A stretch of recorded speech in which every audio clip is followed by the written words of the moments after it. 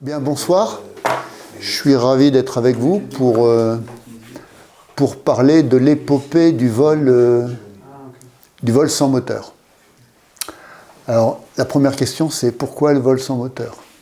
D'abord parce que des histoires de l'aviation, il y en a, elles encombrent ma bibliothèque depuis longtemps, mais il n'y a aucun livre sur l'aviation sans moteur. Alors, il y a des livres, je pense aux livres sur le parapente de Xavier Murillo, mais ils sont très rares. Et donc, moi, j'avais envie de m'attaquer à ça. Et puis, il y avait une autre raison, c'est-à-dire quand on regarde l'histoire de l'aviation dans son ensemble, on s'aperçoit qu'il y a plusieurs tribus. Il y a la tribu des ingénieurs, il y a la tribu des rêveurs, et puis il y a les tribus des hommes d'affaires. Et comme par hasard, à partir du moment où il y a le moteur, eh bien, il y a plus d'hommes d'affaires que de rêveurs et voire d'ingénieurs. Et donc, moi, ce qui m'intéressait, c'était les rêveurs et les ingénieurs, et ce mélange un peu bizarre. Et ce qui m'intéressait beaucoup moins, c'était les hommes d'affaires. Je pense notamment aux frères Wright. J'ai quelques bêtes noires comme ça, des têtes de Turcs. Donc, les frères Wright, on en parlera tout à l'heure. Alors, je vais vous montrer un peu la constellation du vol sans moteur. Il y a une séparation assez nette entre les plus légers que l'air et les plus lourds que l'air. Encore qu'on va voir que c'est pas toujours... il y a quand même une frontière qui n'est pas si rigide que ça. Là, je ne sais pas si vous arrivez à voir. Oui. Quelques mots, par exemple, les ornithoptères. C'est les ailes battantes, les ailes delta, ailes delta rigides, etc. Les cerfs-volants. Les cerfs-volants qui ont joué un rôle essentiel dans l'histoire de l'aviation, avec ou sans moteur. Dans les cerfs-volants, au départ. Eh bien, tout à fait. Il y a un lien entre les cerfs-volants et l'aile delta, on va en parler, voire même avec le parapente. Alors, honnêtement, il nous faudrait plusieurs jours pour rentrer en détail de chacun. Moi, on va s'intéresser essentiellement, donc voilà un peu les liaisons, on voit bien. Donc, cerf-volant, vol remarqué, aile delta. Je vais m'intéresser ce soir un peu à tout, mais avec quand même une concentration, un focus, comme on dit en bon français, sur l'histoire du parapente et l'aile delta. Mais on va quand même évoquer un peu toutes les autres formes. Alors commençons alors dans la grande histoire du vol non motorisé, je pense qu'on peut en gros faire 3 périodes. Il y a une première, ou même 4 périodes. Allez, soyons fous. La première période, c'est le paléolithique. Là, on peut dire que les hommes n'avaient aucune intention de voler. On dit souvent dans les livres d'aviation, depuis toujours, l'homme a voulu voler. C'est pas vrai, au paléolithique, ils n'en avaient rien à faire. Et d'ailleurs, dans toutes les représentations rupestres, sculptures, que sais-je encore, il y a très très peu de figurations d'oiseaux. On comprend bien pourquoi, parce qu'à l'époque, les gens ils avaient d'autres soucis que de penser à voler. Et on va commencer à penser à voler à partir du néolithique, à partir du moment où les hommes commencent à maîtriser les saisons, notamment au travers de l'agriculture. Et là, on va avoir toute une mythologie qui va se développer. Alors les plus connus, c'est du côté des Égyptiens, mais pas que. Toutes les religions, toutes les grandes religions ont des oiseaux. Je ne sais plus, je crois que c'est Nietzsche qui a dit que tout ce qui est beau et frêle, etc., volait. Bon, voilà, on retrouve ça chez les Égyptiens, mais pas que. Et donc, évidemment, le rêve d'Icare. Et puis là, ça c'est intéressant, c'est un peu de l'Antiquité au Moyen-Âge. Ce qu'il y a d'intéressant, c'est que le vol est associé, en tout cas dans la religion chrétienne, à une sorte d'interdit. Alors il y a plusieurs raisons pour cela. Les moralistes chrétiens, les premiers moralistes chrétiens estiment que Icare avait voulu défier Dieu, et c'est en défiant Dieu finalement qu'il s'était brûlé les ailes. Alors en fait, quand on lit Ovide, eh bien pas du tout, il n'a pas du tout voulu défier Dieu, le pauvre Icare, il s'est juste laissé griser par le plaisir du vol. Et ça, c'est des choses que tous les hommes et les femmes volantes connaissent, la griserie du vol. Et donc, à partir de cette... alors, il y avait une autre raison, c'est Aristote. Aristote avait, avec, je pense à Thomas d'Aquin, qui était un aristotélicien, pour lui, c'était très simple. L'homme n'a pas d'aile, donc il ne peut pas voler. Si Dieu avait voulu qu'il vole, il lui aurait donné des ailes. Donc ceux qui volent sont encore des gens qui veulent défier Dieu. Et du coup, les seuls qui étaient plus ou moins autorisés à voler, c'était les prêtres, les moines, etc. Et les anges. Et les anges, ouais. Mais alors justement, ce qui m'a intéressé, alors, il y a toute une partie dans le bouquin là-dessus, sur vraiment les premiers essais en vol. Alors il y a la mythologie, et puis à partir de quel moment on sait que c'était un véritable essai ou c'est une légende. Il y a des tas de légendes ou des contes où les gens s'envolent. À partir de quel moment on sait que c'est pas compliqué. Quand on vous dit que le moine, je pense à Elmer de Malmesbury par exemple, en 1066 ou quelque chose comme ça, s'élance du haut de la tour de son monastère, eh bien l'histoire dit, enfin les chroniqueurs disent qu'il a été pris par une rafale de vent et il s'est craché, il a terminé estropié. Donc là on peut dire qu'il y a un semblant de vérité. Et donc le Moyen-Âge est quand même assez sportif pour les moines. Et il y a des tas de moines qui finissent, non pas en chaise roulante, mais disons assez amochés, et ça ne marche pas. Et ça va, alors moi, honnêtement, je ne les connais plus par cœur, parce que bon, ça fait quelques temps que je l'ai écrit entre les... Mais il y a toute une liste de gars qui ont eu quand même des mésaventures.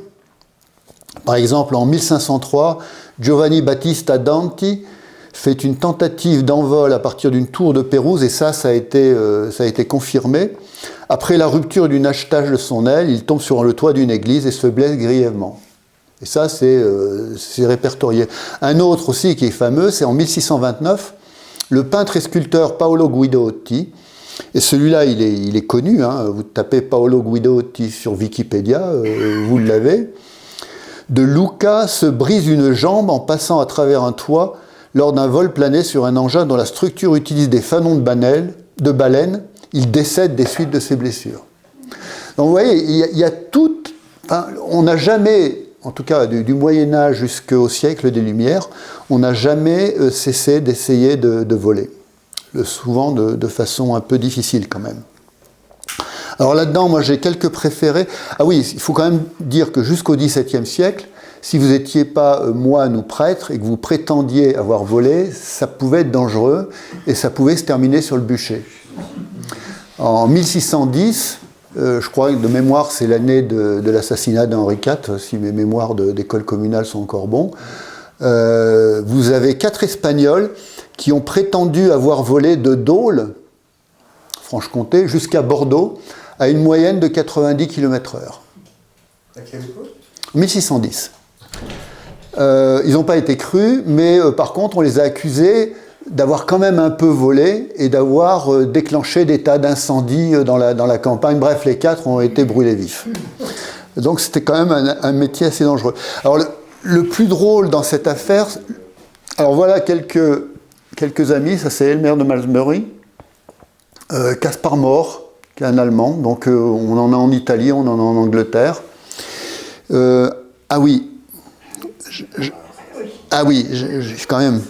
Un des objectifs dans mon bouquin, c'est de remettre l'histoire un peu à l'endroit, enfin, modestement, essayer en tout cas. En tout cas, de dénoncer quelques mythes. Et parmi les mythes, il y a le mythe de Léonard de Vinci.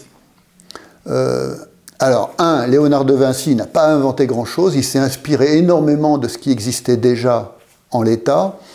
2, il s'est intéressé essentiellement aux ailes battantes, mais avec un certain délire parfois. Par exemple, il imaginait que le pilote pouvait, avec les mouvements de sa tête, entraîner un mouvement des ailes. 3, au niveau mécanique, c'est quand même pas génial. Alors, qu'est-ce qu'il a inventé de bien ? Éventuellement le parachute, quand même, ça fonctionne. Tout le reste, il n'y a rien qui fonctionne. Et de toute façon, il n'a jamais essayé. Parce que s'il avait essayé, dites-vous bien qu'on l'aurait entendu. Il y a un Suisse qui a essayé son parachute. Ah ouais, le parachute, il n'y a rien à dire. Et ça marche. Ouais, le parachute, il n'y a rien à dire. Même si, bon, les traverses en bois, on pouvait discuter. Mais en tout cas, ces appareils à ailes battantes, ça ne fonctionne pas. Le seul truc qu'on peut lui dire de positif sur sa science du vol, c'est qu'il a une intuition de la portance. Une intuition de la portance. Mais il ne l'appelle pas portance, il ne comprend pas tout, etc. Le deuxième point sur Léonard de Vinci, c'est que ça, il l'écrit notamment dans plusieurs recueils, notamment le Codex Atlanticus. Et le Codex Atlanticus, il va être découvert uniquement en 1797 par les troupes napoléoniennes qui envahissent le nord de l'Italie. Et donc, il n'a pas pu avoir d'imitateurs, puisque en fait, bon voilà, 1797, en 1797 déjà, on va voir George Cayley commence à avoir une approche un peu scientifique du problème. Bon bref, Léonard de Vinci n'est en rien le père de l'aviation. Après, c'est un brillant peintre, c'est un grand esprit, etc. Mais bon, voilà. Alors, par contre, celui-là est beaucoup plus marrant. Ça, c'est le marquis de Bacqueville. Là, mine de rien, on doit être en 1700. Alors, c'est marqué 1750, mais je crois que c'était 1742. Et de mémoire, il y avait Rousseau qui était présent. En gros, c'était un des... Je me demande si ce n'est pas le président de la Cour des comptes alors en 1742, de Louis XV. D'accord ? Donc, c'était un personnage important. Il avait un hôtel particulier qui, aujourd'hui, est l'école des Beaux-Arts à Paris, sur les quais de la Seine. Pas très loin de là où habitait Bernard Tapie, parenthèse, rue des Saints-Pères. Et bref, le marquis de Bacqueville, c'était un esprit un peu original, un peu fantasque. Et par exemple, un jour, il surprend un de ses chevaux en train de donner un coup de pied à son palefrenier. Et alors, il trouve rien de mieux que de pendre le cheval dans la cour pour que ça serve d'exemple aux autres chevaux. Voilà, pour vous donner un peu le personnage. Et un jour, il annonce devant tout le monde qu'il va traverser la Seine avec un engin volant. Évidemment, le jour dit, il y a énormément de monde sur les quais de la Seine. D'ailleurs, on le voit là sur cette image de chocolat. Et donc, il y a deux hommes avec des ailes. Le premier, c'est son laquais. Et puis derrière vient le marquis. Et son laquais, qui ne sent pas trop le truc, dit... Maître, vous savez, un laquais ne doit jamais passer devant son maître. Bon, finalement, le marquis de Bacqueville, il ne se dégonfle pas, il décolle, il saute. Et il aurait traversé la moitié de la Seine, quand même. Et il s'écrase sur un bateau lavoir. Et évidemment, il se casse une jambe. Donc, et ça, c'est attesté, il y a des témoins. Hein. Alors, c'est pas encore un vol, mais en tout cas, on y est presque. Alors, le problème, c'est que les représentations de l'époque sont assez fantaisistes. Et à l'époque, il y a un grand débat pour savoir si l'homme peut voler. Et il y a un académicien des sciences célèbre qui dit mais que c'est une fantaisie, que jamais l'homme ne pourra voler. Et de mémoire, je crois qu'il écrit ça en 1780. Et 3 ans après, qu'est-ce qui se passe ? Eh bien, c'est le premier vol, évidemment. Avec donc Pilâtre de Rosiers et le marquis d'Arlande sur une montgolfière. Alors, je ne vais pas m'appesantir trop sur les plus légers clercs, mais il y a quand même des choses intéressantes à dire. Par exemple, l'histoire, si je vous demande aujourd'hui qui est à l'origine de l'aérostation, tout le monde va me dire c'est les frères Montgolfier. Certes, mais sachez que 10 jours après le vol de Pilâtre de Rosiers et du marquis d'Arlande, qui a duré à peu près 10-12 minutes, hein, et qui s'est élevé de 100 mètres maximum, et qui a traversé la Seine quand même, eh bien, vous avez un physicien qui s'appelle Jacques Charles, qui, avec un ballon en hydrogène, qui n'a rien à voir avec une tout sautante montgolfière, lui qui va faire un vrai vol, qui va monter à plus de 1000 mètres avec son collègue, etc.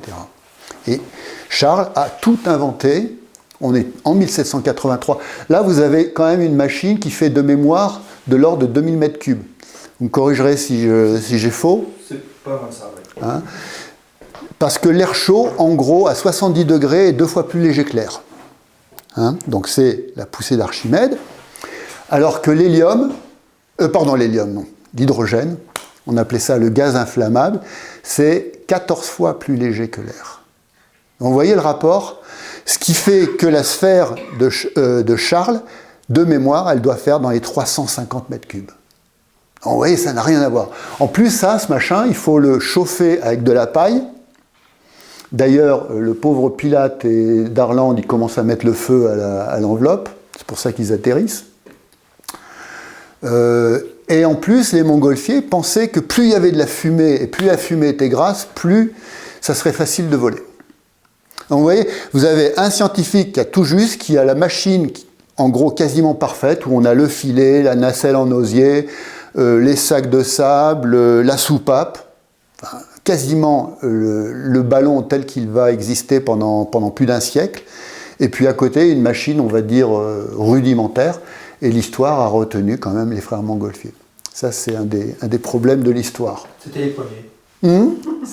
C'était les premiers. 15 jours près. Voilà, ouais, 10 jours près même.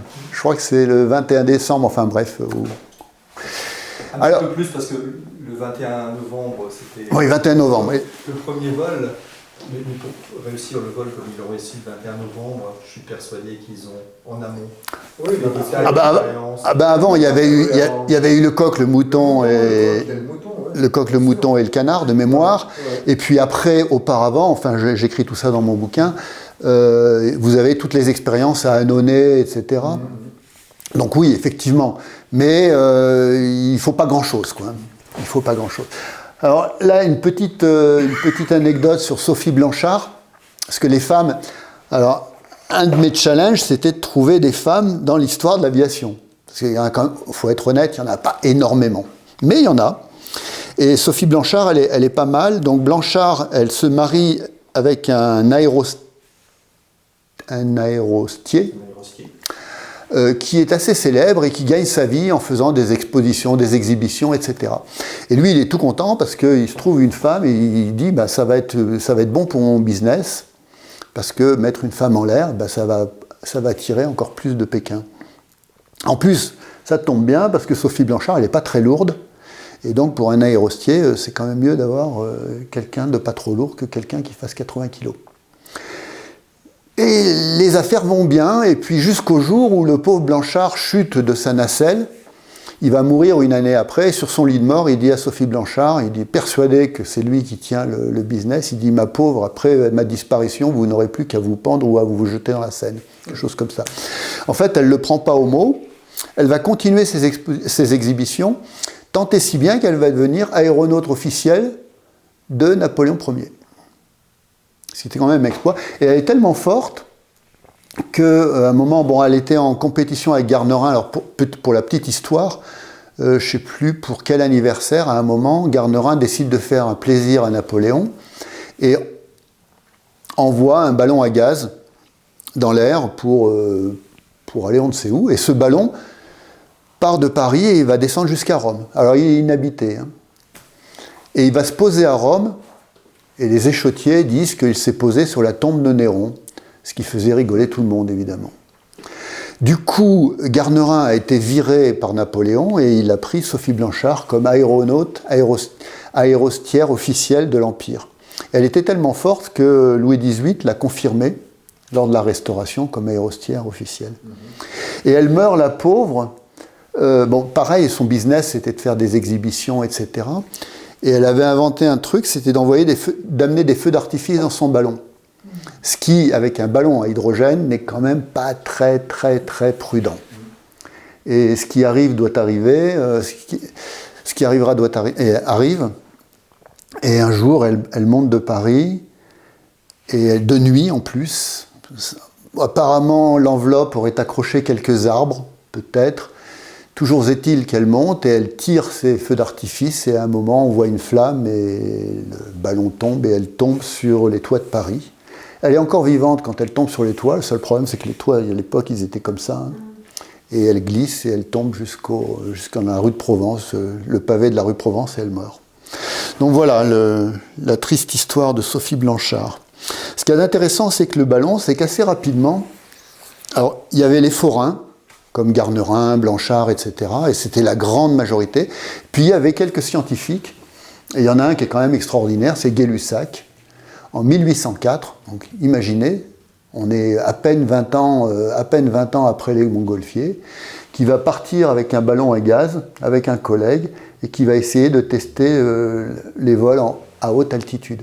C'est pour ça qu'ils ont un canari là-haut, pour voir s'il est encore vivant. Il fait un premier vol, je crois qu'il monte à 4500 mètres de mémoire, quand même, en 1804. Il redescend, son collègue descend, et là, le ballon allégé, il remonte et il dépasse 7000 mètres. 7000 mètres.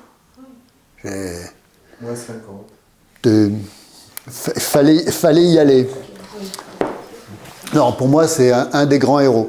Et son record ne sera quasiment battu que, de mémoire, 80 ans après, par deux Britanniques, avec une histoire Coxwell, etc. Et eux, ils vont monter carrément jusqu'à 10 000, sans oxygène, hein, quand même. Et il y en a un, évidemment, qui tombe dans les pommes, et le ballon continue, parce que le problème des ballons, c'est plus vous montez, plus l'enveloppe grossit, et plus la flottabilité augmente, jusqu'au moment où ça se refroidit, etc. Ça s'équilibre.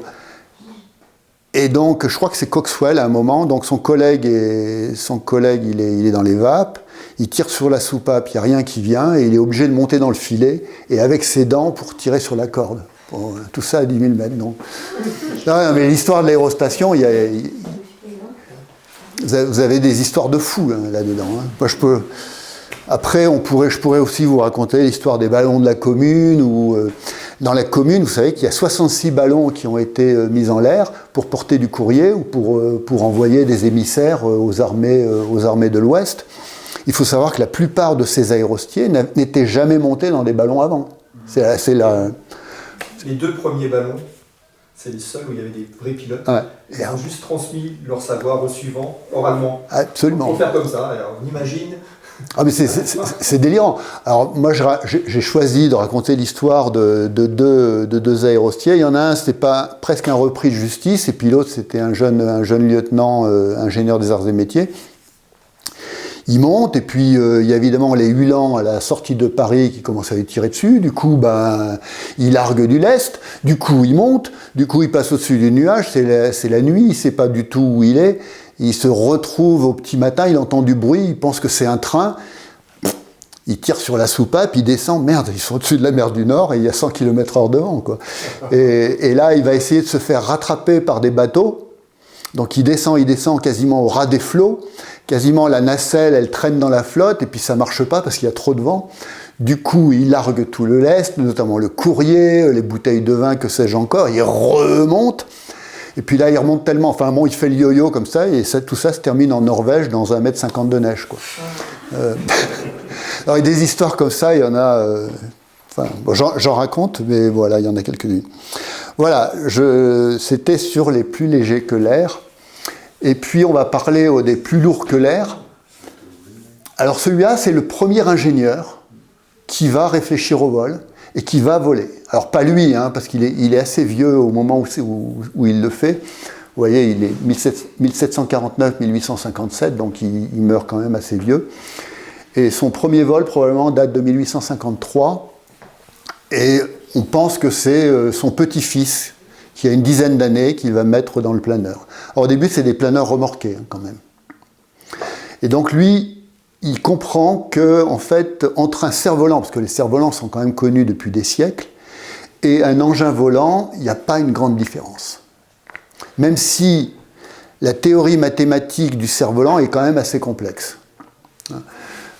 Et donc, il se dit, en fait, je vais peut-être pouvoir couper la remorque en modifiant l'incidence de mon aile, etc. Et c'est lui le premier qui comprend les forces aérodynamiques et qui va décomposer les forces aérodynamiques, ce que personne n'avait fait jusqu'ici. Donc en gros, pour faire simple, là vous avez la gravité, là vous avez la traînée d'un engin qui suit une pente, hein, un parapente, un delta, un planeur, etc. Donc la traînée, et en fait, l'aviation sans moteur, on n'a pas besoin de pousser à partir du moment où il y a une pente, parce que la force de gravité se décompose en une force qui s'oppose à la portance et une force qui va s'opposer à la traînée, donc la poussée. Et donc c'est l'invention du planeur finalement. Et ça, on doit ça à George Cayley. Et donc il fait voler son petit-fils, et puis à la fin de la vie, il arrive à faire voler, alors je sais plus, son écuyer, je crois, ou un serviteur. Et la petite histoire dit que ce serviteur donne sa démission après le vol en disant « Écoutez, moi je suis payé pour vous servir, pas pour voler. » quoi. Alors après, il y a une longue période, du début du 19e ou à la milieu du 19e, où on va avoir des tentatives. Alors celle-là, elle est intéressante, c'est Jean-Marie Lebris. Vous voyez, on parle toujours sur l'idée d'un vol remorqué. Alors ça, c'est une image d'artiste. Ça serait sur la plage de Douarnenez, et la petite histoire dit que le cocher aurait été emporté par le câble. Bon, c'est pas sûr que ça soit vrai. Il arrive quand même à faire des engins. Alors vous inquiétez pas, hein, il n'emmène pas ses roues dans le vol, hein, c'est pas le but, mais bon. Et il arrive à avoir des engins très sophistiqués. Et ce qui est intéressant là, c'est que Jean-Marie Lebris, c'est un des premiers à se préoccuper du contrôle de l'aile. Hein, parce qu'une chose est de voler, l'autre chose est de contrôler son aile. Et la troisième, c'est de savoir piloter. Et donc lui, il a tout un système de câbles et de poulies qui permet de gauchir les ailes, c'est-à-dire les déformer, pour notamment faire un virage. Alors un autre qui a eu cette intuition, c'est Louis Mouillard. Alors Lebris aurait fait 2 vols, mais bon, c'est pas fameux. Alors là, c'est typique du rêveur, du travail solitaire. C'est un étudiant des Beaux-Arts qui dessine très bien et qui à un moment va se retrouver, par le hasard de la vie, qui va se retrouver en Algérie. Et là, il dessine une aile et il va la faire voler.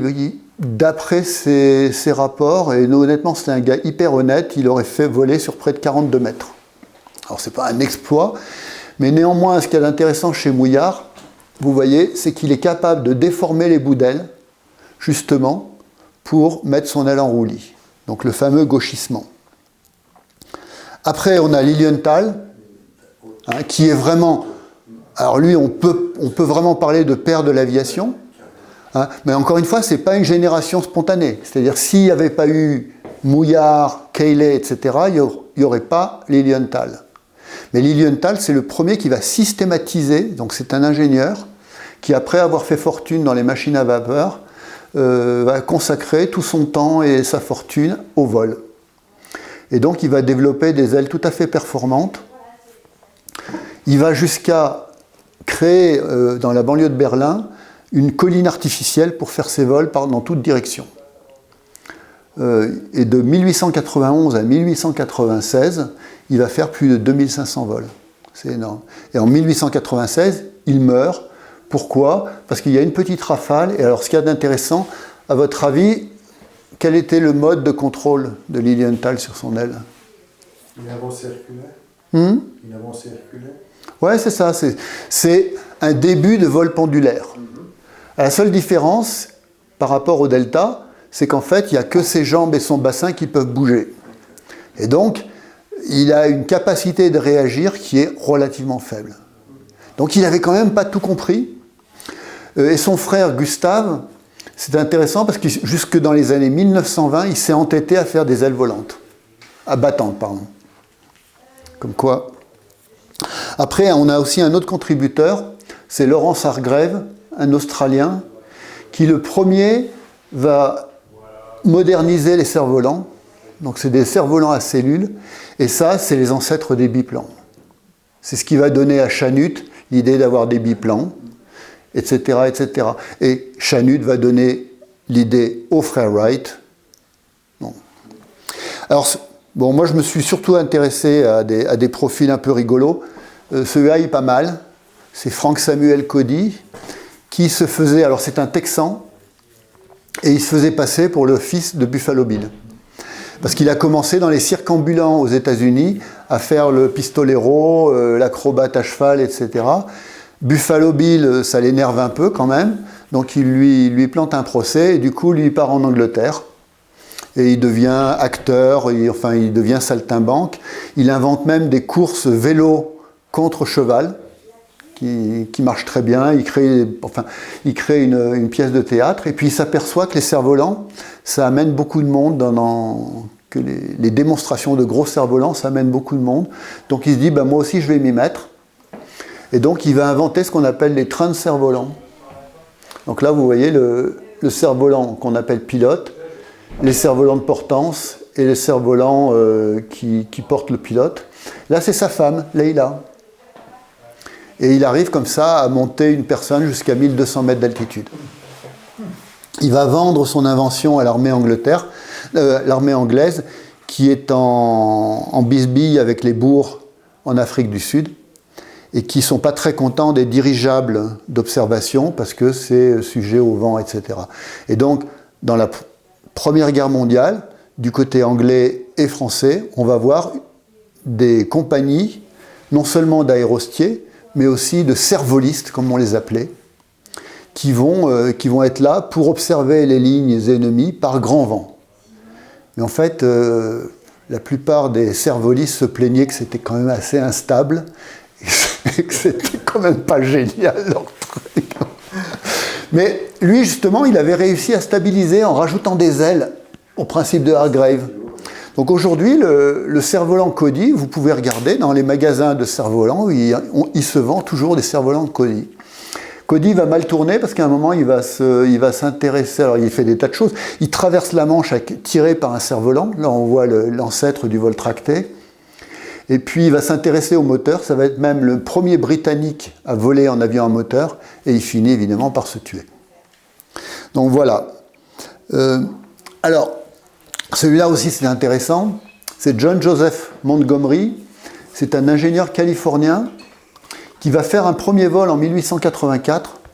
Donc on est toujours dans le sans moteur. Là, vous voyez la piste de décollage, là, c'est des rails en bois. Ça marche pas mal, son affaire. Il va même jusqu'à faire remorquer son engin sous un ballon et à se larguer à 2000 mètres et à faire une série de virages, de vrilles, etc. Et tout ça avant les frères Wright. Pourquoi ? Parce qu'il a compris l'histoire des gauchissements, etc. Donc lui, il sait vraiment contrôler son appareil.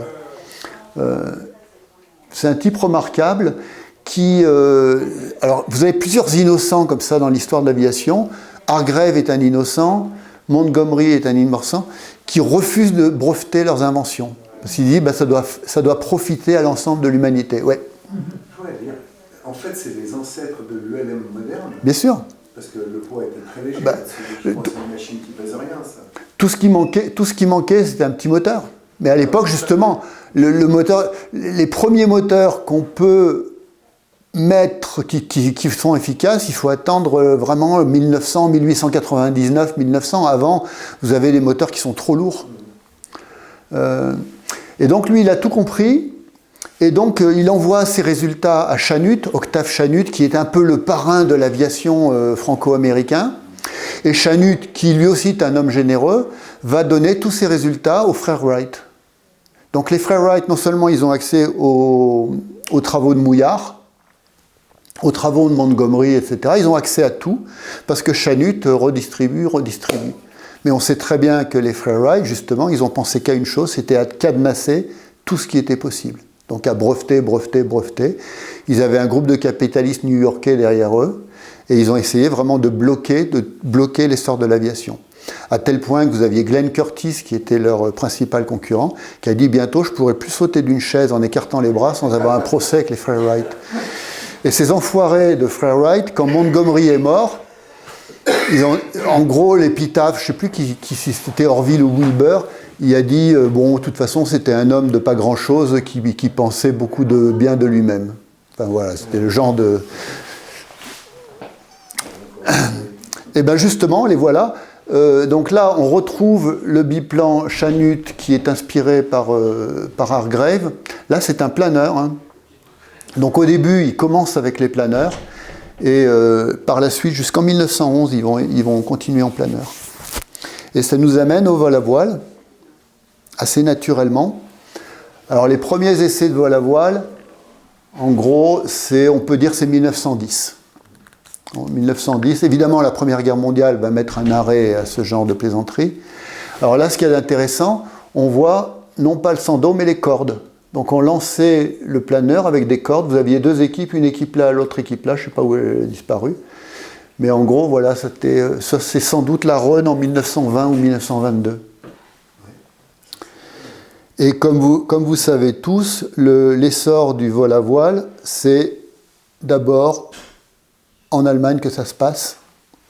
Alors il y a plusieurs raisons. D'abord parce qu'il y avait une bande de fanatiques du vol, vraiment des gens qui étaient intéressés par ça. La deuxième raison, c'est que du fait des accords de Versailles, eh bien, les Allemands n'avaient pas le droit de développer d'aviation civile de sport. Donc ceux qui voulaient voler, c'est pas compliqué, c'était le planeur.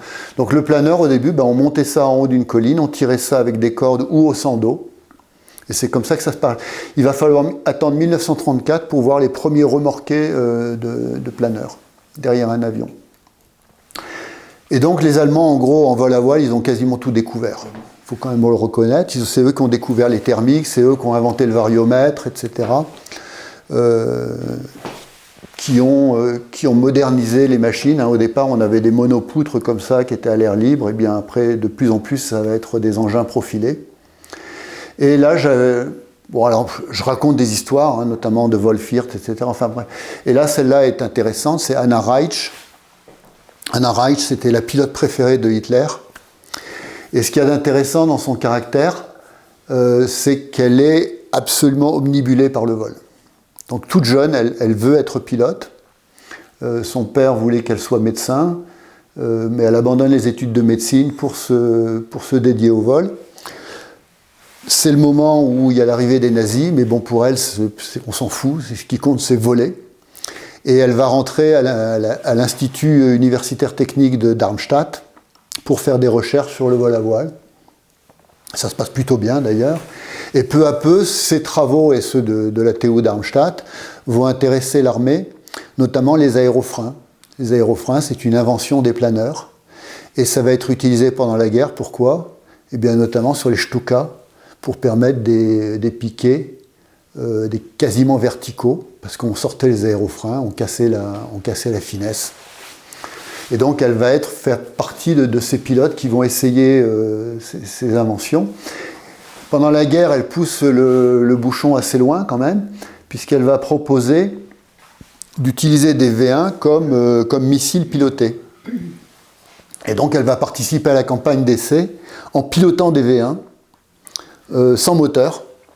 Et ça va lui valoir un très joli crash à près de 500 km/h, dont elle sort à peu près vivante. Et puis la fin de sa carrière, en 1945, c'est la dernière personne à atterrir dans Berlin, parce qu'on lui en a donné l'ordre, et elle, en bonne soldate, elle obéit. Et elle va se poser au centre de Berlin pour aller dans le bunker où Hitler est. Elle va passer un moment avec les Goebbels avant qu'ils se trucident tous ensemble. Et elle va réussir à redécoller. Mais on parle de, je ne sais pas, je ne connais pas les dates exactement, mais ça va être en début mai 1945, quoi. Enfin, c'est vraiment les dernières heures. Hitler s'est suicidé, elle réussit à décoller. Elle va jusqu'en Bavière où elle est arrêtée par les Américains. Et là, elle va passer de très mauvais moments parce que les Américains sont persuadés qu'elle a réussi à exfiltrer Hitler. Puisqu'on n'avait pas de preuve qu'il se soit suicidé, quoi. Et donc, ils l'ont gardée assez longtemps en prison. Et bon, ce qui est intéressant chez elle, c'est que la passion du vol l'a complètement aveuglée. À un moment, elle a un de ses collègues de la TU Darmstadt qui travaille à l'ambassade de Stockholm et qui lui dit « Mais tu sais, il se passe des choses horribles sur le front de l'Est. On a des informations comme quoi des milliers et des milliers de Juifs seraient massacrés. » Elle se dégonfle pas, elle dit « C'est pas possible, Adolphe ne peut pas faire ça, enfin, notre Führer, c'est... » Donc elle se dégonfle pas, comme c'est la favorite d'Hitler, elle va voir Himmler. Et elle dit « Mais on m'a raconté ça, etc. » Et Himmler lui dit « Mais enfin, ma chère amie, comment pouvez-vous croire à une aussi grossière propagande ?» Et elle repart, elle est contente, et voilà. Donc ça, c'est Anna Reitsch. Allez, on va faire un saut dans le temps, et on va parler des ailes delta. Alors, si vous connaissez les ailes delta, vous avez sans doute entendu parler de Francis Rogallo. Dans tous les livres, on dit que Francis Rogallo est l'inventeur de l'aile delta. Eh bien, aujourd'hui, j'ai le plaisir de vous dire, pas du tout. Alors, voilà le brevet de Francis Rogallo qui a été déposé, acceptée en 1948. Vous voyez que c'est ce qu'on appelle une aile bicylindrique. Hein, on a 2 cylindres. Elle n'est pas du tout biconique. On va en reparler. C'est une aile totalement souple et c'est une aile remorquée. Donc en fait, c'est un cerf-volant. Bon, c'est intéressant, mais sans plus. Il faut savoir que bien auparavant, et en 1887, on avait déjà pensé à des ailes un peu biconiques ou bicylindriques.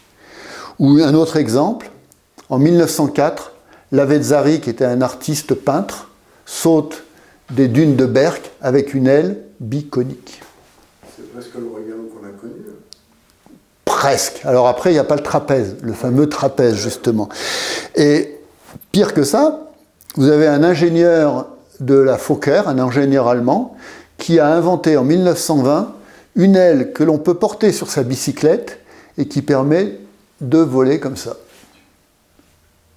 Vous voyez, alors, honnêtement, c'était peu connu, hein, soyons clairs. Alors, toutes ces inventions, on le sait, ça a été utilisé notamment par la NASA. Là, vous avez une aile biconique, hein, qui n'est pas bicylindrique, c'est le Parosève. Donc là, il y a eu tout des tas d'ailes qui ont été inventées dans les années 60, notamment pour l'atterrissage des capsules, voire éventuellement plus tard des navettes de type Challenger, etc.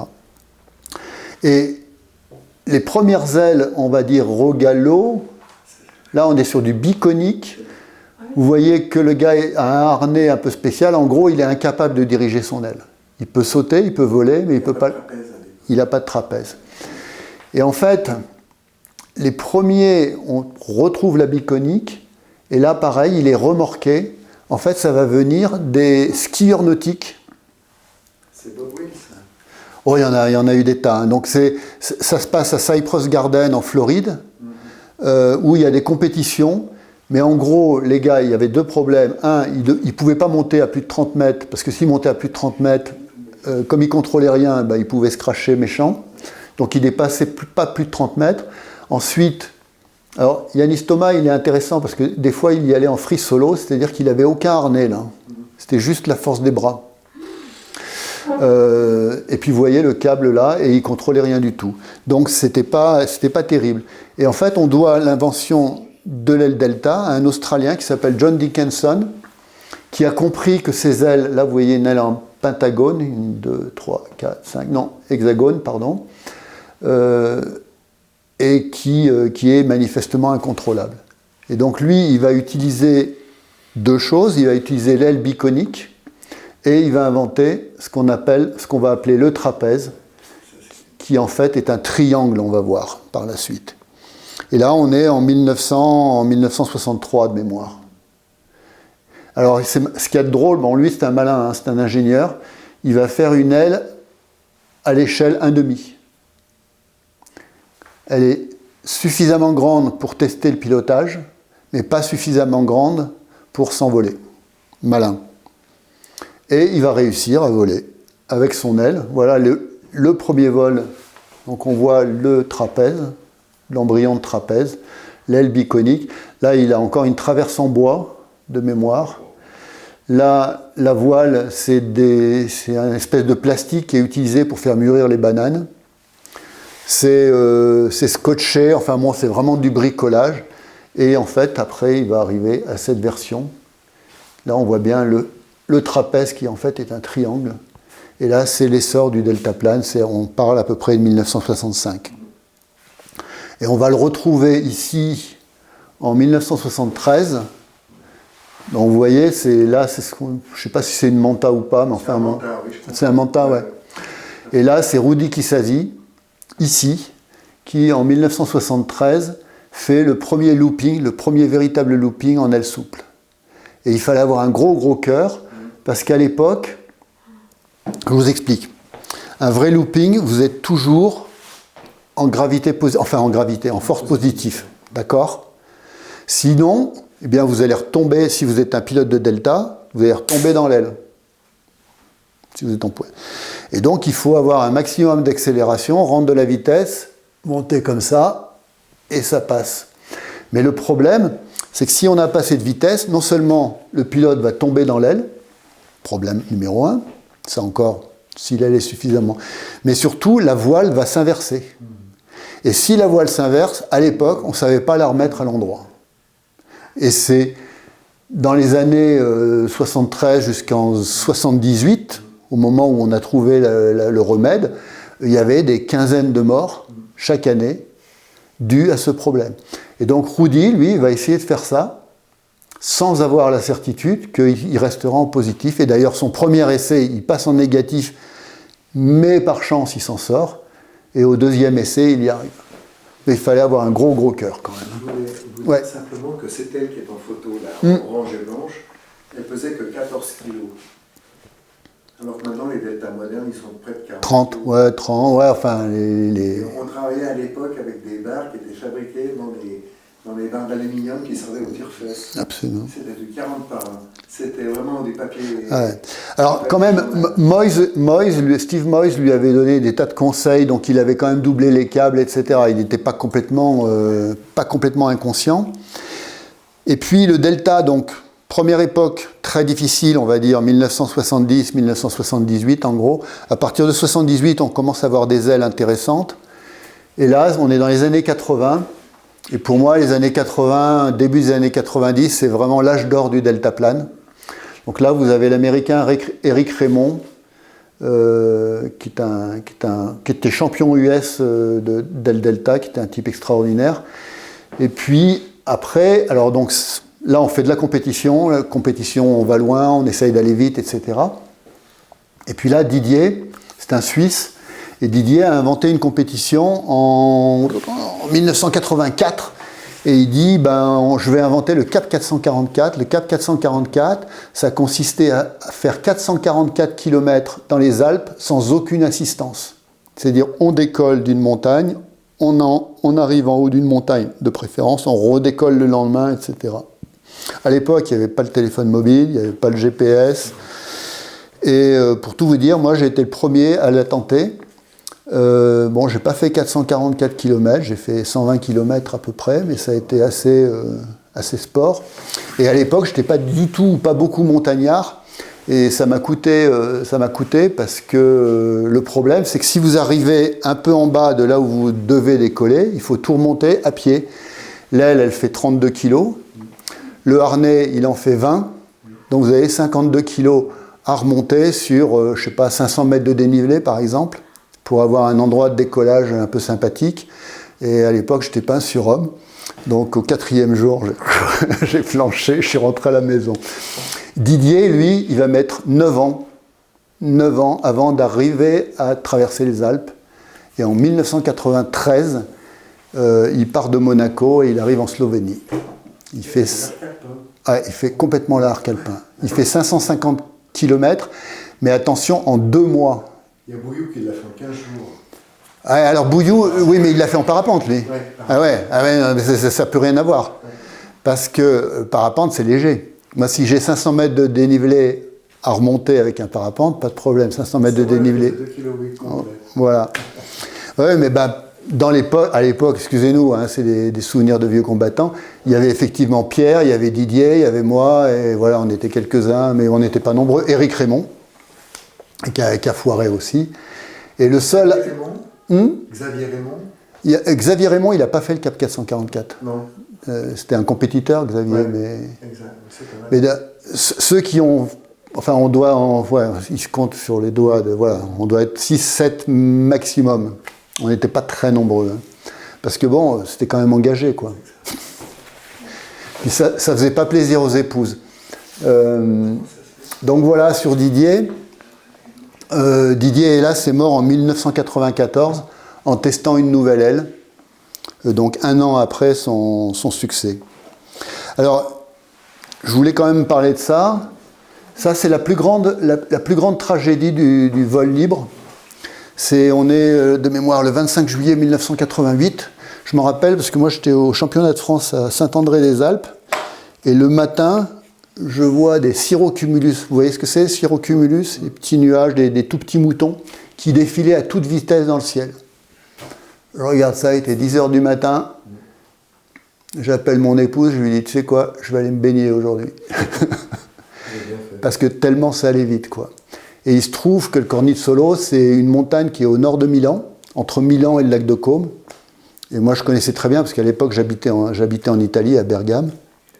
Et c'était des potes. Et à l'époque, il y avait... alors ça, c'est intéressant. Pour ceux qui s'intéressent un peu à la météo, il y a un phénomène particulier dans la plaine du Pô. Vous savez, la plaine du Pô, c'est de l'air chaud et humide de l'Adriatique qui est stable. Et puis, vous avez de l'air froid qui vient du nord, des Alpes, et ça fait une espèce de ce qu'on appelle une confluence. Hein. Et donc, les pilotes italiens avaient l'habitude d'utiliser cette confluence pour monter devant les nuages, en gros, voire même à rentrer dans les nuages. Parce que ce qu'ils me disaient à chaque fois, alors moi, je détestais rentrer dans les nuages, parce que je n'étais pas complètement canu, et ils me disaient, mais tu comprends, s'il y a un problème, moi j'ai ma boussole, je tire au sud, et au sud, je vais dans la plaine du Pô, et je suis en air stable, et il n'y a plus de problème. Je suis dans la Nebbia ou dans la Foschia, etc. Bon. Et ce jour-là, il y avait un gentil vent du sud, enfin gentil, il y avait 25 km/h de vent à peu près, donc ça tenait en dynamique. Et les gars volaient, y compris des débutants, et puis c'était facile, quoi. Puis bon, il y avait de la brume, on voyait pas très bien ce qui se passait. Il y a même deux champions de l'équipe d'Italie qui décollent. Et puis, à un moment, il y a l'instructeur qui était au décollage qui voit que la base est noire. Dans le brouillard, il voit un truc noir qui s'avance. En fait, c'est le cumulonimbus, c'est la barre de cumulonimbus. C'était pas du tout une confluence, c'était un front froid qui arrivait à toute vitesse, à 45 km/h. Ça a été chronométré à 45 km/h. Et là, il dit à terra, tout le monde à terre. Mais le problème, c'est quand vous êtes à 800 mètres d'altitude, pour descendre, ben, ça prend allez, au minimum 10 minutes. Et en 10 minutes, ben, le front était dessus. Et donc, alors il y en a qui se sont fait écraser à l'atterrissage, il y en a qui se sont fait aspirer par le cumulonimbus, il y en a un qui est monté jusqu'à 7000 mètres, il a perdu tous ses doigts. Il a été opéré à Chamonix d'ailleurs. Il y en a un qui est tombé dans le lac, il a été sauvé de justesse, il y en a un qui a été... Enfin bref, à la fin de la journée, il y a eu 6 morts. C'est énorme. Hein. Et donc ça, c'est ce qu'on appelle la tragédie du Cornizzolo, et voilà. Le parapente, alors du paraplouf au parapente, contrairement à ce qu'on pourrait croire, le premier, c'est pas Garnerin, c'est Sébastien Lenormand qui fait la première expérience du parachute. Alors, il faut se méfier de ces images chocolatées, hein, la réalité n'était sans doute pas... Mais on a des récits de Lenormand où il dit ben, « je balance un chat », donc il y va progressivement, donc c'est tout à fait crédible, et comme par hasard, c'est la même année que Montgolfier lance sa montgolfière. Puis voilà Garnerin, donc lui c'est en 1797, vous voyez c'est quand même bien plus tard, avec un problème, donc il se faisait larguer d'une montgolfière, et le seul problème c'est qu'il n'avait pas compris qu'il fallait mettre un trou, là. Du coup son truc commençait à balancer, enfin il l'a compris plus tard. Alors, ce qu'on dit souvent c'est que le parapente c'est pas forcément, c'est un cousin du parachute, c'est pas un descendant direct du parachute. Pourquoi ? Parce que le parachute c'est fait pour descendre verticalement et le parapente c'est fait pour se déplacer horizontalement.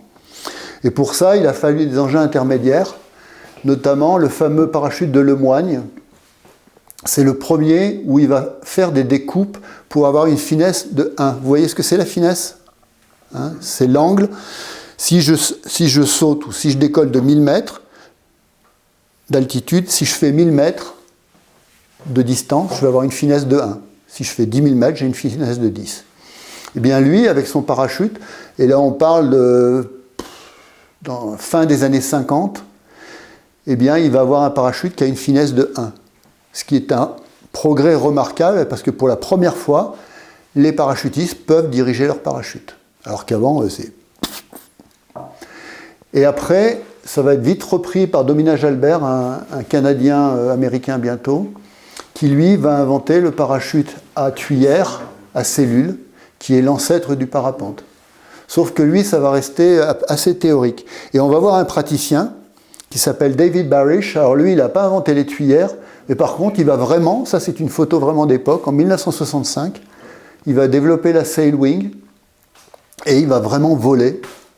Alors, la finesse, a priori, on pense que la finesse était de l'ordre de 3. Entre 2,5 et 3, ce qui était quand même pas mal, c'était mieux que Lemoigne. Et en parlant de Lemoigne, vous avez les Allemands. Donc ça, on parle toujours des années 60-70, notamment Dieter Strasila, qui lui va utiliser un parachute de type Lemoigne. Alors vous avez les Olympiques, etc. Il y a toute une série de parachutes pour se faire tracter, notamment sur le glacier de la Jungfrau. Il va remonter tout le glacier d'Aletsch, monter au col de la Jungfrau avec son parachute, en se faisant tirer par son parachute. Arrivé en haut, il va redécoller et il va descendre sur Lauterbrunnen et il va larguer ses skis parce qu'en bas il y a de l'herbe. Donc ça c'est quand même très fort, je trouve. Et puis, comme on sait, le véritable décollage du parapente, c'est Mieuxy. Hein, donc là, on est en 1978. C'est les fameux Bétan, Beaune et Bosson qui utilisent des parachutes de saut. Là, vous avez ce qu'on appelle le slider, ou je ne sais plus comment on dit en français. 9 caissons. Non, celle-là, je crois que c'est une 7. Hein. Au départ, c'était des 7 caissons. Et il faut voir le site. Et si un jour vous avez le temps, allez sur le site de l'INA. Il y a une vidéo sur ses premiers essais, c'est ahurissant. Où on les voit, bon évidemment sans casque, etc., qui décollent ou qui décollent pas. Et ceux qui décollent pas, ils se cassent la gueule dans la pente. Enfin, c'est génial. La voile est à plan fait. Elle est dans les cartons. Elle existe, cette voile-là. Ah ouais. Elle est à plan fait.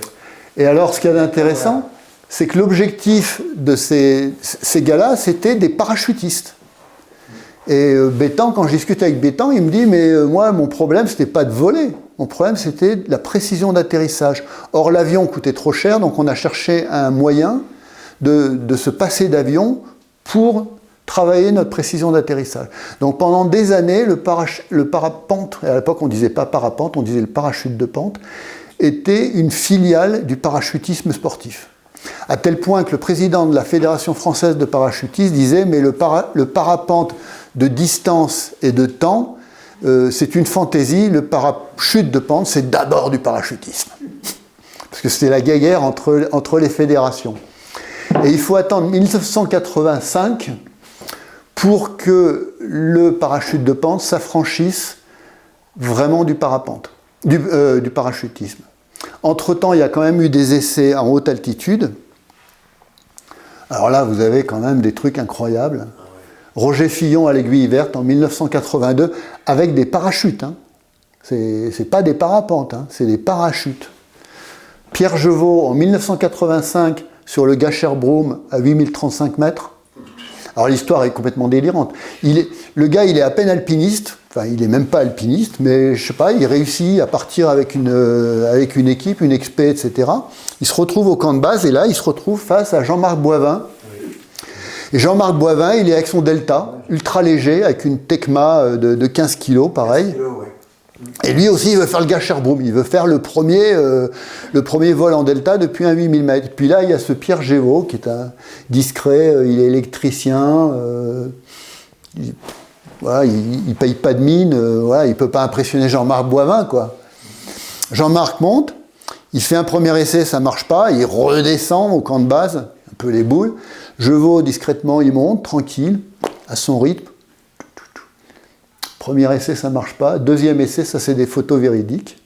Il décolle, 8035 mètres, il atterrit au camp de base. Jean-Marc Boivin est au camp de base, il est vert. Et de ce jour-là, il a dit, moi j'arrête le Delta, je me mets au parapente. Je vous signale qu'il a ce jour-là, le lendemain, il a volé, il s'est craché dans le pierrier en bas. Oui, mais il a volé. Beaucoup de bobos d'ailleurs. Ouais. Et il a abandonné le Delta pour se mettre au parapente. Exact. Et puis, un chamonniard devenu chamonniard, c'est Zeb Roche. Lui, il va faire les 7 sommets les 7 sommets des continents, avec à l'époque son épouse, Claire Bernier, qui était une championne de parapente, et ils vont faire du parapente en bi. Et c'est les premiers et les seuls d'ailleurs, non, plus les seuls, maintenant il y a des Népalais qui ont réussi à faire ça, mais pendant longtemps c'était les seuls à avoir décollé de l'Everest en parapente, en bi. Est-ce que Boivin n'a pas fait l'Everest ? Boivin l'a fait en parapente. Personne n'a décollé en Delta, le record reste à ouvrir. Personne n'a réussi à décoller de l'Everest en Delta. Alors en parapente, toujours dans les genres un peu extrêmes, c'est Antoine Girard. Là on est aujourd'hui. Hein. Antoine, c'est un informaticien, prof en DUT d'informatique, et qui est d'abord un alpiniste. C'était d'abord un grimpeur, un très fort grimpeur, hein, il fait de la compétition internationale. La grimpe l'amène à l'himalayisme, donc il va tenter le Broad Peak, il va tenter le Shouyu, etc. Il n'a pas beaucoup de chance honnêtement avec ça, ça ne se passe pas très bien. Et c'est comme ça qu'il va découvrir le parapente. Et en 2 ans, il va apprendre le parapente, et son objectif, c'est de décoller en bas pour soit atterrir en haut, soit voler plus haut.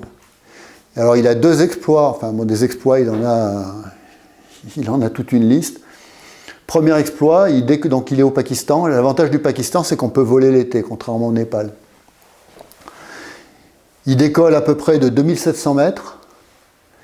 Il monte à 7500 mètres, quand même. Il atterrit sur un plateau du Spantik. Je ne sais pas si vous voyez le Spantik. Spantik, c'est un sommet glaciaire.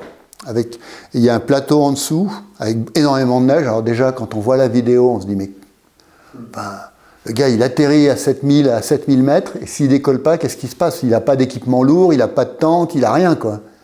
Il y va quand même. Il fait son trou dans la neige. Il fait quand même le sommet à 7005. Il redescend, il reprend son aile, il tasse la neige pour avoir une aire de décollage, et il redécolle. Et là, il y a 2 ans... Et tout ça en combien de temps? Dans la journée, hein. Il a décollé, tac, tac. Ouais. Il a peut-être passé une nuit au Spantik. Il faudrait que je regarde mes notes. Mais pas longtemps, en tout cas. Et là, il y a 2 ans, pareil, il décolle à 3000 mètres. Et là, il monte à 8300 mètres. Tout ça sans oxygène. Gros cœur. Gros cœur. Moi, c'est un de mes champions favoris. Alors, quelques notes finales sur le futur du vol sans moteur. On pense évidemment au Base. Hein. Donc ça, c'est Fred Fulgen et son collègue là, qui est mort. Alors c'est très intéressant la wingsuit. Moi, c'est un des rares trucs que j'ai pas fait. Le reste, j'ai à peu près tout fait. Ça, j'ai pas fait. Parce que je suis arrivé trop tard. Mais ce qu'il y a d'intéressant, quand je discute avec une fille qui est devenue mon amie, qui s'appelle Géraldine Fasnart, qui vit de ce métier, hein, que c'est une pro du wingsuit, elle me dit, tu sais, honnêtement, le wingsuit, c'est moins dangereux que tous les sports aéronautiques, parce que tu maîtrises tous les paramètres. Aujourd'hui, on a des lasers pour calculer les angles des falaises. On ne va pas décoller s'il y a 50 km/h de vent, ça n'a pas de sens. Donc si tu fais les choses bien, il ne doit rien t'arriver. Et en fait, le seul problème, c'est qu'il y a un taux de mortalité qui est quand même assez élevé. Hein. En 2016, je crois qu'il y avait 18 morts. Sur combien de pratiquants? Justement, alors là, on est de mémoire, le taux de mortalité en 2018, c'était 1 sur 100 par an.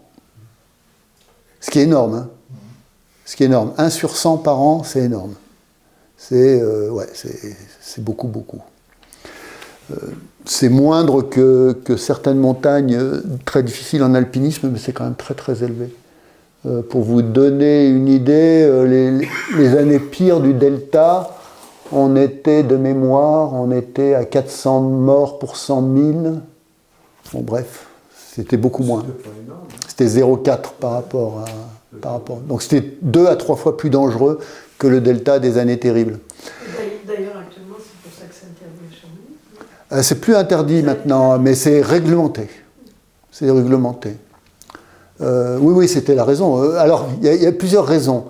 Notamment la raison la plus élevée, c'est qu'il y a un baseux qui s'est écrasé juste près de la déchetterie contre un mur. Et donc, les résidents chamonniards ont dit, quand même, ça fait des ordres, il faudrait peut-être arrêter. Puis si jamais ils passent par notre fenêtre... Ça fait tâche. Ça fait ça, oui. Donc les gendarmes ont arrêté. Et maintenant, je crois qu'ils ont des couloirs spécifiques, ils ne peuvent pas aller n'importe où, etc. Mais la raison pour laquelle il y a eu autant de morts, en fait, il y a 2 raisons. Moi, je les appelle GoPro et YouTube. Ouais. Donc en fait, le problème, et on le voit là, c'est devenu le vol de proximité. Et puis aussi comment le sponsor qui qui fait Ah, Red Bull. Oui, non, mais ouais, Red Bull. Ouais, une année, il y a eu quand même 4 athlètes baseux de Red Bull qui sont morts. Faudrait que je retrouve l'année, mais ouais, c'est assez. Nous, en Suisse, on a commencé avec Red Bull à faire celui qui va le plus vite à 1 mètre de pente. Oui, c'est ça. Sur les 45 degrés. Oui, c'est ça. C'est ça. Moi, j'étais bien payé, mais il fallait arrêter. Parce Mais moi, il y a eu des morts, d'ailleurs. Moi, j'en ai beaucoup discuté avec les baseux et le problème, c'est ce qu'on appelle le vol de proximité. C'est faire la vidéo où je passe le plus près possible du sol. Et il y a des vidéos qui sont incroyables. Il y a une vidéo d'un Américain. Ce qui est aussi d'intéressant, mais bon, il y a tellement de choses à dire.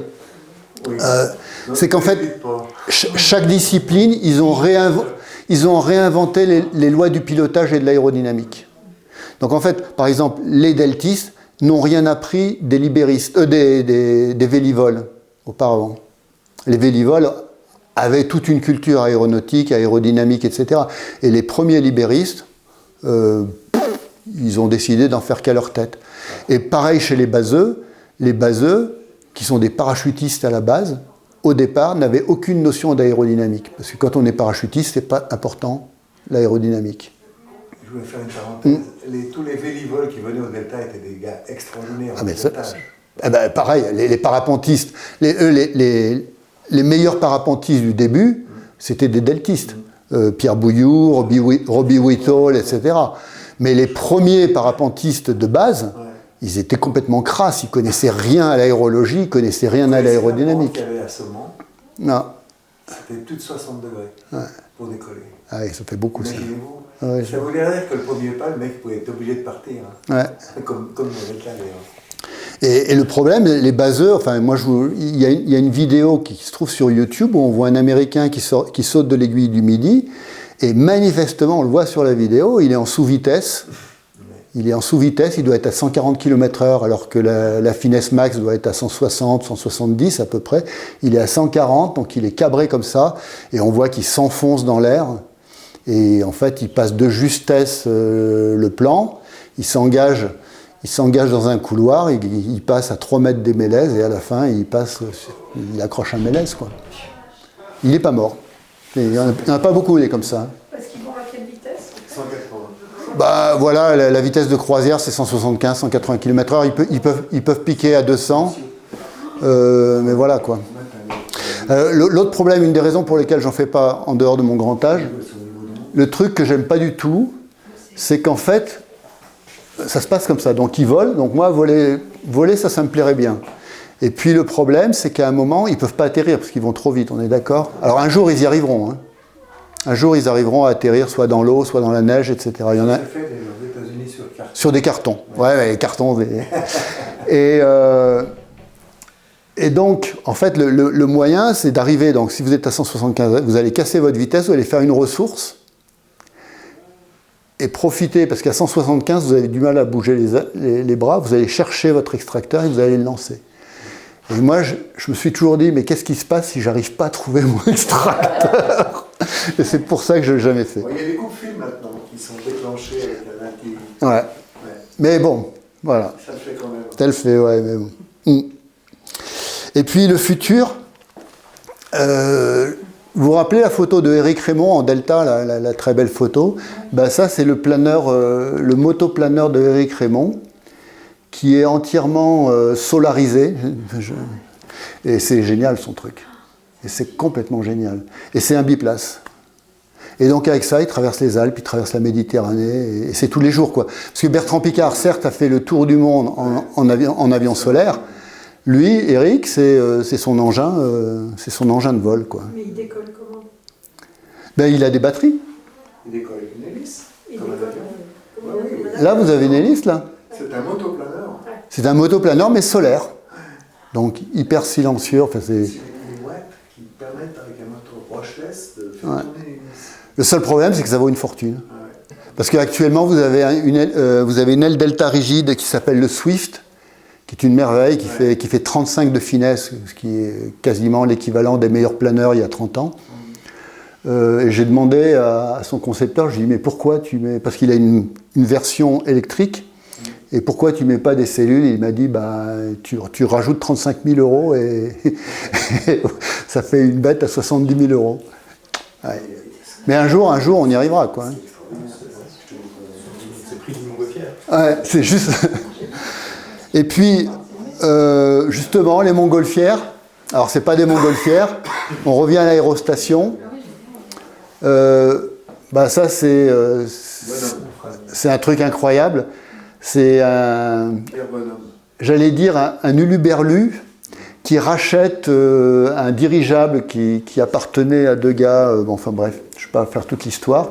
Et qui décide de traverser la Manche avec son engin. Le seul problème, c'est que son engin, il y a une sacrée prise au vent, hein, quand même. Que lui, un cycliste, on estime que de manière continue, on peut développer 250 watts.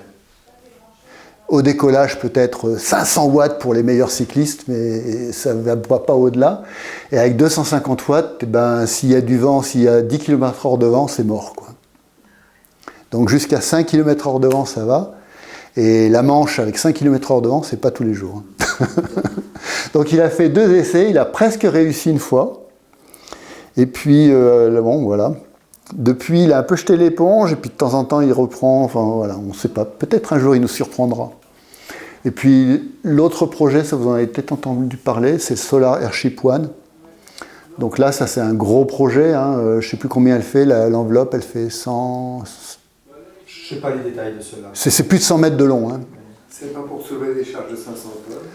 Ouais, alors honnêtement, je ne connais pas tout. Non, c'est pas celui-là. Ah, c'est pas celui-là. Celui-là, il est normalement capé pour faire le tour du monde en 20 jours. Et vous voyez, tout le dessus, c'est des panneaux solaires. Il y aura des cellules avec de production d'hydrogène. Le premier pilote de dirigeable solaire est français. C'est Bastien Lefrançois. Ah ouais? Ouais, il y a 15 ans. D'accord. Il était étudiant. Et là, les pilotes, alors j'en connais 2. Il y en a un, c'est Tonini, qui était un astronaute français. Et le deuxième, ça serait Bertrand Piccard, qui est devenu un bon ami. Et ouais, j'aimerais bien être le troisième, mais je crois que ça ne marchera pas. Ouais, et justement, en parlant de budget, ça, c'est l'autre idée. Donc, c'est marrant de voir l'évolution de l'aviation. Il y en a qui vont vers l'ultra sophistiqué, et puis il y en a d'autres qui vont vers la simplicité, notamment je pense à un Suisse qui s'appelle Laurent de Calbert-Maten. Ouais. Et c'est aussi une autre direction, c'est de faire une aviation pas chère, que tout le monde puisse, qui soit à la portée de tout le monde. Donc c'est un vieux rêve. Évidemment, ça n'a jamais marché, mais peut-être que... C'est lui qui a fait l'arc alpin avec le poids musclé. Il jouait de l'harmonica. Non, celui qui faisait de l'harmonica, c'est Didier. Ouais, Didier, ouais. C'est Didier. Non, Laurent, il n'a jamais été... Ouais. Il parlait des bergères. Voilà, avec les bergères et les marmottes. Et puis voilà, tout ça, ça reste une histoire de rêve, et continuons à rêver. Donc voilà. Merci beaucoup. C'est un plaisir.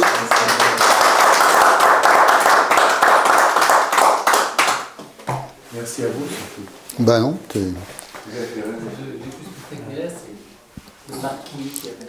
Le marquis de Bacqueville, il est pas mal. Mais lui, c'était à Battante, non? Après, c'est qu'on voit dans les scènes. Non, mais honnêtement, il ne faut pas se fier au dessin. Parce que, encore celui-là sur la boîte de chocolat, il est presque réaliste, mais les dessins de l'époque, on voit que ça ne peut pas marcher, quoi. Donc les dessins, il faut s'en méfier. Mais manifestement, enfin, d'après plusieurs témoins, il a quand même réussi à passer la moitié de la Seine. Je voulais faire une parenthèse sur un livre qui traite de 2 ou 3 000 ans avant Jésus-Christ, des Chinois qui traversaient des rivières avec des cerfs-volants tractés par des chevaux. Il y a un écrit là-dessus, je ne sais pas dans quel livre, mais ça je l'ai vu. Les Chinois avaient déjà inventé beaucoup de choses. Le cerf-volant. Le cerf-volant, et puis les lanternes magiques. Alors ça, par contre, les lanternes magiques, ça reste à discuter. Oui, mais... C'est beaucoup plus mystérieux. Ouais. Les cerfs-volants, Marco Polo avait décrit le fait que des armateurs, par exemple, avant de faire une grande traversée, ils faisaient des essais, ils mettaient des gens qui étaient plus ou moins en prison, etc. Ils les foutaient sur un cerf-volant pour voir s'il y avait assez de vent, etc. Ça, c'est à peu près... Alors que les lanternes, on n'est pas sûr. Et après, alors j'ai plus bien la chronologie, mais je crois que c'est aussi Alexandre qui utilisait... Ah ouais, mais là on rentre dans la mythologie. Alexandre, il avait des griffons, et il avait au bout de... Donc il avait 4 griffons, et il avait des perches, et au bout des perches, qui faisaient à peu près 3-4 mètres, il avait du foie de jument, et il les mettait devant la bouche des griffons, et les griffons, ils faisaient ça, et c'est comme ça qu'ils s'envolaient, quoi. Mais on retrouve cette légende en Iran à peu près 500 ans auparavant, et là c'est le chat Kavous qui faisait exactement la même chose. Donc on retrouve un peu les mêmes thèmes.